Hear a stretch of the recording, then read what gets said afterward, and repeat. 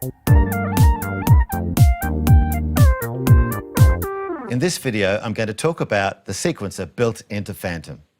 The sequencer has some classic ways of sequencing. Also, it has some brand new ways as well. It has the TR Rec mode, which is the same type of sequencing that was built into the classic drum machines like the TR-808 and the 909, etc. Then you have real-time recording, where you play what you want on the keyboard, quantize and correct your notes as it's going in, and then edit your notes on the Piano-Roll editing system that's built in to FANTOM, and you can see beautifully on the graphic display what's going on. And then finally, I'm going to take you through the new clip-based sequencer built into FANTOM, where you can actually have different patterns and different loops playing different instruments. So let's get started and have a look at how we can put this all together. Okay, so let's make our own pattern using the different types of sequencing built into FANTOM, starting off with TR Rec.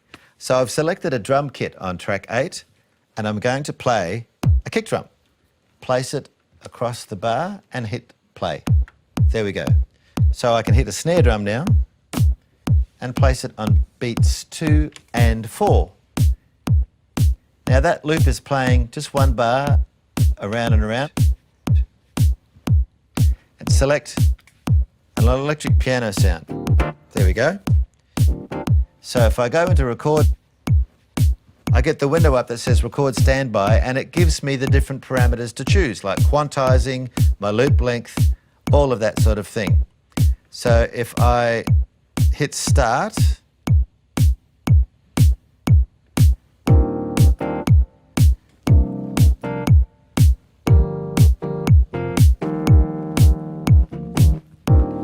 there we go. So we have an electric piano looping around for 4 bars. Now let me find that bass sound. I think it was on channel 7. And I can work out what I want to do while it's still cycling.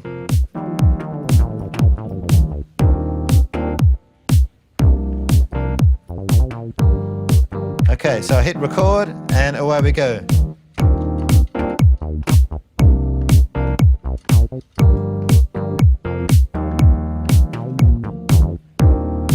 There we go.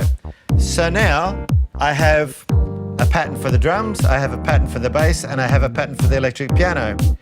If I want to try something different for the electric piano, I can.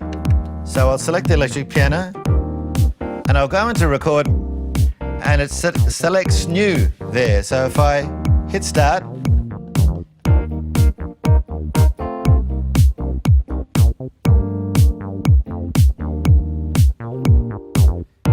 so we have a new pattern. Now the cool thing is that I can swap backwards and forwards and see what I've done and see what I like. So now we're back to the original pattern. You can check that out. Let's go to TR Rec mode. I have drum selected. Let's put down some hi-hat.